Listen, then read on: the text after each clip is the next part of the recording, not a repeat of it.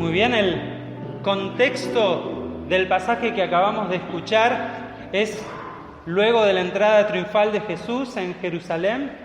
Se dan toda una serie de discusiones de Jesús y distintos grupos que van a tentarlo, que van a hacerle planteos, preguntas y que Jesús tiene que responder, ¿sí? Si recordamos los domingos atrás, venían toda una serie de planteos que se dan en el marco del templo, de la llegada de Jesús al templo de Jerusalén. En el texto que acabamos de escuchar están saliendo del templo luego de todas esas situaciones y hay un discípulo que está admirado por el templo de Jerusalén. Y tenía motivos para estar admirado porque el templo de Jerusalén era una de las joyas de la arquitectura de ese tiempo en todo ese territorio y además estaba colocado en la cima de un monte, lo cual desde lejos se veía, y Herodes el Grande, para complacerse con el pueblo de Israel y con todo este mundo greco-romano, lo había ampliado y lo había revestido de mármol. Entonces no solo estaba mucho más grande, sino que cuentan algunos textos extrabíblicos que cuando el sol le pegaba al templo de Jerusalén reflejaba, ¿no? Había un brillo que desde lo alto de un monte se veía desde muy lejos. Así que estar cerca de ese templo o dentro del templo para los judíos que además tenían esta obligación de ir una vez al año a la fiesta de la Pascua y que organizaba hasta el año, ¿no? En función de, cuando vayamos a Jerusalén, ¿no? Y la agenda de la familia se pautaba de esta manera, era muy importante y era algo asombroso y se podían admirar de este lugar. La palabra que se usa para decir admirar el templo, que estaban admirados, es que podía estar como hipnotizado por el templo, ¿no? Cuando alguien queda con la boca abierta y casi que no puede pensar en otra cosa, ¿no? Como choqueado por la belleza del templo.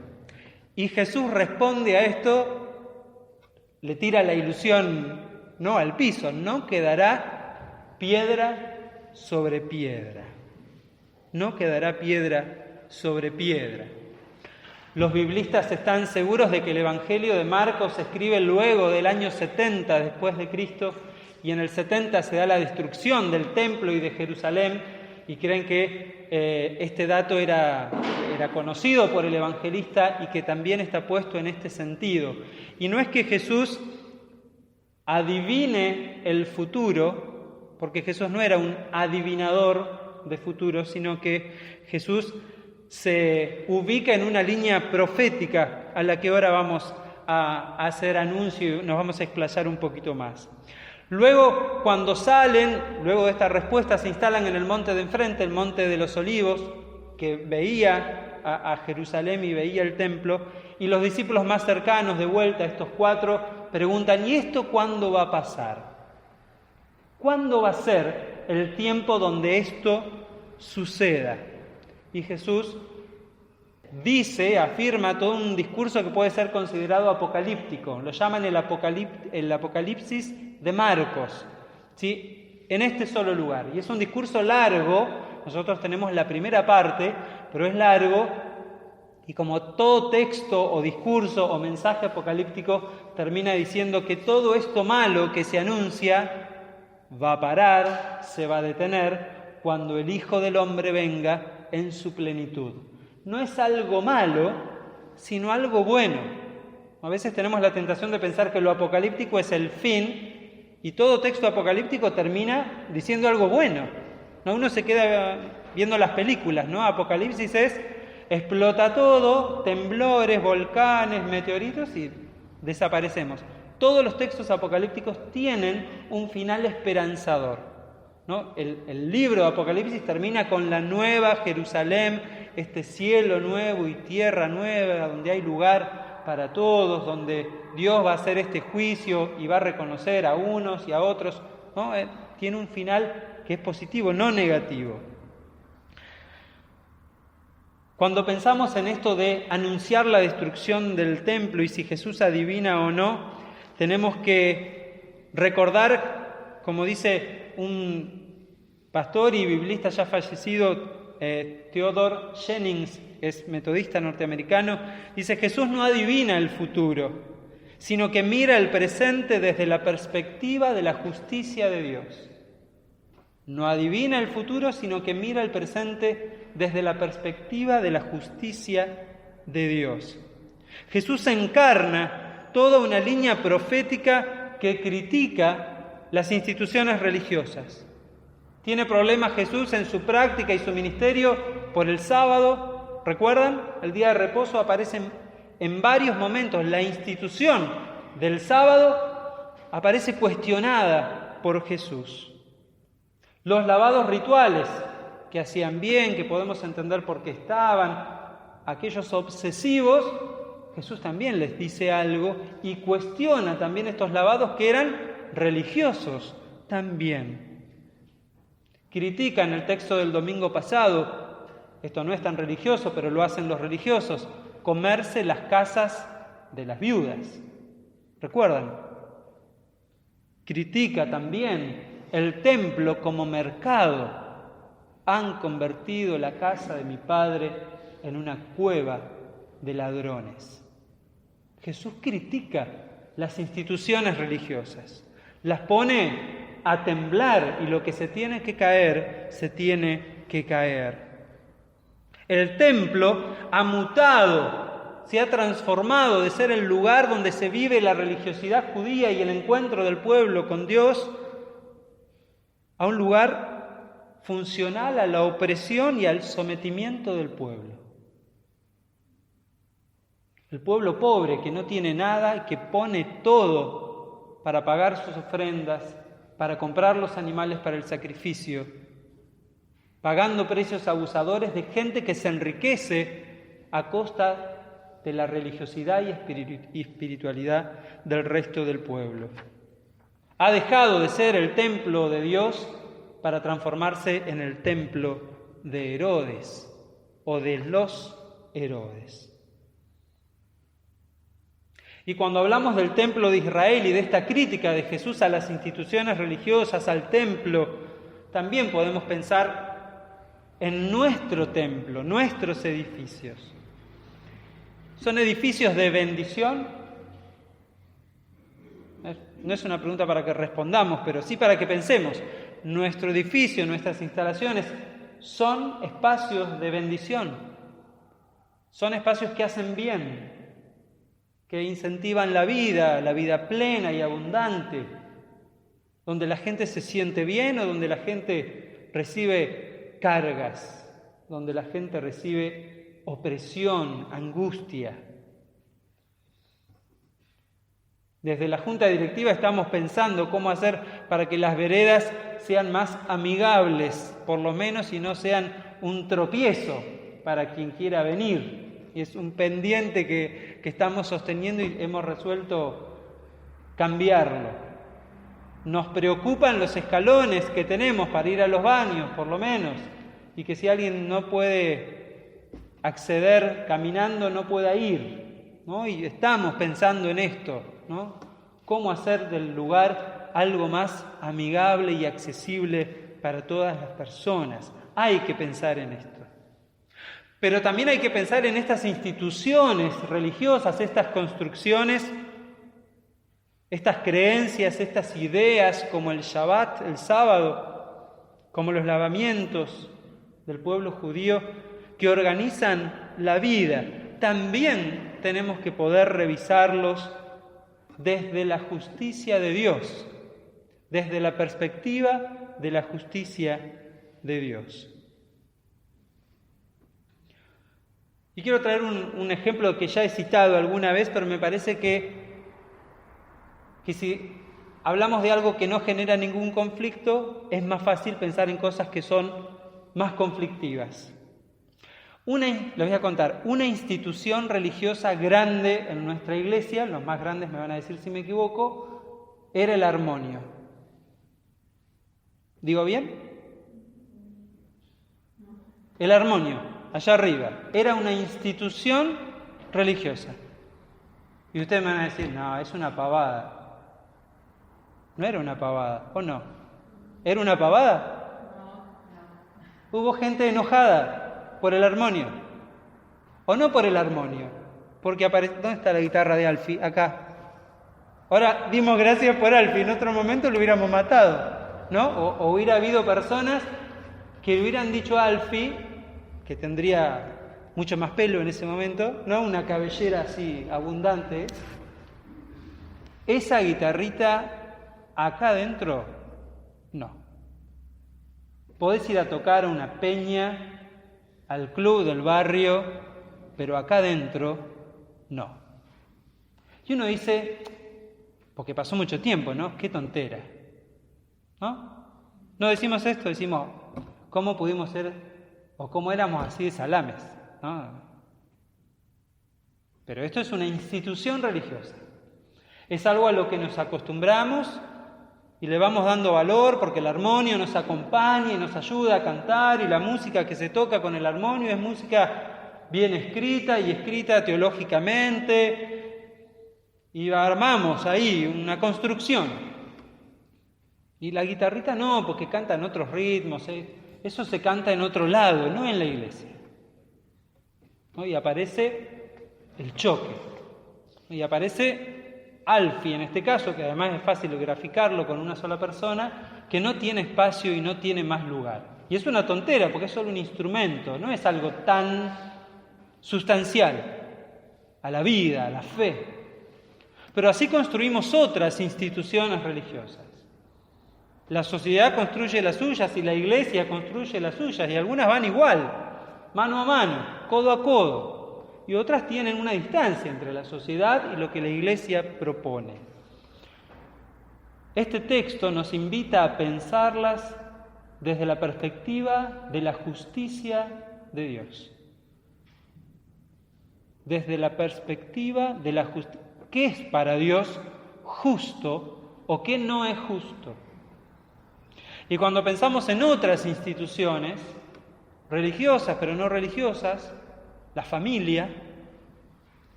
ahí es un terreno un poco más escabroso. Cuando pensamos en modelos de familia, es algo que en otros ámbitos, por eso digo en la sociedad, se ha pensado. Años atrás las escuelas, los colegios celebraban el Día de la Madre, ¿o no? ¿Graciela? Sí. ¿Hoy celebran, Ivana, el Día de la Madre? No tanto, no. ¿Qué se celebra hoy, Ivana? El Día de la Familia. ¿Por qué? Porque había chicos que no tenían a su mamá, o que su mamá había fallecido, o que su mamá los había dejado. Y cambian un poco la institución de la familia. Se modifica. Y el colegio, en este caso la escuela, toma nota de esto. Dice, vamos a acentuar la familia, el contexto sano de contención, de afecto, no ya papá, mamá y los chicos, porque es una institución que tiene cambios, que además es un poquito mentirosa, que es un engaño, es ficticio. Pensar que el único instrumento con el que se puede alabar a Dios es un armonio es ficticio, porque ni la Biblia habla del armonio. Y cuando habla de instrumentos, habla de todos los instrumentos que se le ocurra. No bombo, salterio, arpa, platillo. Y mete todo lo que había en la época. Una orquesta. Pero creamos instituciones. Y a veces hay otros temas que no son más escabrosos todavía. El de la familia más o menos. Pero hablamos de sexualidad y ahí nos viene así un susto. Que nos movilizan, porque tienen que ver con posiciones profundas que tenemos. Posiciones con las que nos hemos criado. Y a veces cuando se nos cambia un eslabón, un ladrillo pierde el lugar y pareciera que tenemos miedo que se caiga. Cuando aparece algo que disrumpe, cambia, y de golpe uno se le quemó lo que tenía y no sabe qué, no sabe cómo. Yo domingos atrás, el domingo pasado no estuve, el anterior hablaba del amor de Dios y cómo este amor de Dios no tiene límite, ¿recuerdan?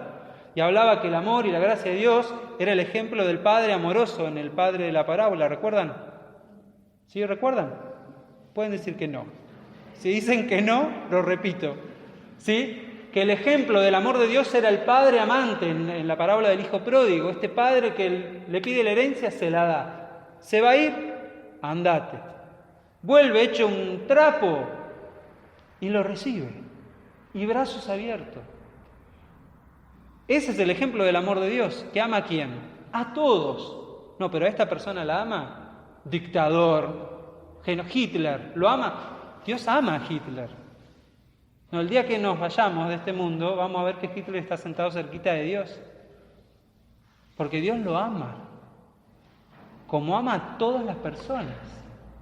No por lo que hizo, sino a pesar de lo que hizo. Y uno dice, bueno, pero entonces nosotros, ¿qué tenemos que hacer? Porque nosotros no somos Dios. No, Dios puede amar a todo, pero nosotros no somos Dios. Entonces, ¿hasta dónde? Uno necesita esa seguridad. ¿Hasta dónde? ¿Dónde está el límite a lo que permitimos o no permitimos? Ese es el tema. Cuando repensamos las instituciones religiosas, las instituciones, lo que nos da seguridad, las piedras que nos admiramos, es ¿hasta dónde? ¿Cuál es el límite? Desde la perspectiva de la justicia de Dios. Y si vamos a Jesús, cuando a Jesús le preguntan ¿cuál es el mandamiento más importante? Jesús dice 2, ¿recuerdan? Lo vimos también domingos atrás, estoy haciendo un repaso parece. Amarás al Señor tu Dios con todo tu corazón, con toda tu alma, con toda tu mente y a tu prójimo como a ti mismo. Hay un amor a Dios, pero hay un amor horizontal hacia quienes están a nuestro lado, iguales o distintos. Y si uno busca un poquito más atrás y se va al Antiguo Testamento, también hay criterios de la justicia de Dios. Criterios desde la mirada y la perspectiva de la justicia de Dios. Cuando Dios da a Moisés los 10 mandamientos, hay mandamientos que tienen que ver con Dios, que Dios es Dios, el primer mandamiento, y el resto de los mandamientos tienen que ver, otra vez, con los costados. No matar, no robar, no dar falso testimonio, honrar al padre y a la madre, la familia, no codiciar lo ajeno. Es en este sentido. Se nota lo que digo. El mandamiento es, este es Dios, su Dios, y la responsabilidad es esta. No lastimar al otro. No herir al otro. No violentar al otro. No hacer sentir mal al otro. Y dice, bueno, pero el otro está equivocado. Te lastimó el equivocado, te hirió, te tiene que pedir perdón. No me lastimó, pero vive de manera equivocada. Desde la perspectiva de Dios, está lastimando a otros. ¿En esto qué hace? Sí, bueno, si lastima a otros, no se puede. Porque el límite desde la perspectiva de la justicia de Dios es herir al otro. Por eso cuando hay situaciones de violencia, situaciones de injusticia, cuando hay maltrato, cuando hay acoso, cuando hay abuso, la Iglesia dice, esto no. Y nuestra Iglesia metodista ha avanzado en esto con un protocolo de violencia de género. Para cuando hay una situación de estas en la Iglesia esto no puede pasar. Ahora uno ve las noticias, la Iglesia Católica convulsionada, vieron un informe de la Iglesia Católica en Francia desde el año 60 y pico en adelante con la cantidad de abusos que ha habido, registrados. Y el mundo católico está convulsionado de qué va a hacer, de qué no se va a hacer, que otras iglesias, que otras diócesis hagan lo mismo, que investiguen. Nuestra Iglesia Metodista en el último tiempo ha hecho esto. Lo he hecho para que los pastores no abusemos de nadie, ni para que haya situaciones de abuso en la Iglesia. Porque el límite es herir a otro, lastimar a otro, violentar a otro. Lo otro puede ser discutible. Y podemos avanzar y retroceder, ir y venir. Porque la reflexión de la fe y la Biblia, cuando reflexionamos la Escritura, se trata de poder tener criterios. Uno dice, la Biblia es nuestra norma de vida, pero nos pide criterios. Jesús establece criterios. Jesús no hace lo que tiene ganas. O si uno ve lo que hace Jesús en su vida y ministerio, en los evangelios, tiene una lógica. Con quién se junta, con quién discute, dónde va, dónde no va, con quiénes está y pasa más tiempo, con quiénes vive. Pescadores, humildes, prostitutas, publicanos, bueno, ya uno tiene una idea. ¿Con quiénes discute? Fariseos, saduceos, escribas. ¿A quiénes les tira palos? A los sacerdotes, a las autoridades. Y uno criterio. ¿Cuál es el criterio desde la perspectiva de la justicia de Dios? Y por eso reflexionamos la Escritura. Porque nos ayuda a tener criterio. Y porque cuando uno puede tener un criterio, el criterio es una norma justa. Porque es o para acá o para acá. Y nos ayuda a orientar. Como en la brújula cuando marca el norte, bueno, y uno sabe. Este, oeste, sur, se orienta. Y reflexionamos la Escritura para esto, para tener criterios que nos ayuden a vivir reflejando y transmitiendo el amor y la gracia de Dios. ¿Es fácil? No, porque a veces no es fácil tener criterio, pero es un desafío tenerlo, para no hacer macanas, para que alguien no sienta que no tiene más lugar en la iglesia. Esto lo dije hace 2 semanas atrás. Alguien me dijo que cuando lo dije se hizo un silencio más mudo que el de ahora, ¿no? Que alguien puede no tener lugar en la iglesia por lo que hacemos o dejamos de hacer. Sentir, yo acá no puedo estar nunca más. Tiene que ver con esto, con criterios que nos permitan transmitir el amor y la gracia de Dios, como nos pide Jesús, como hizo Jesús, para ser de bendición, para que el espacio sea de bendición, pero para que cada uno de nosotros podamos también ser de bendición, y para que otros viéndonos y escuchándonos vean el amor y la gracia de Dios. Quiera Dios que su Espíritu siga soplando, abriendo nuestra mente, nuestro corazón a lo que quiere proponernos en este tiempo y en este lugar. Amén.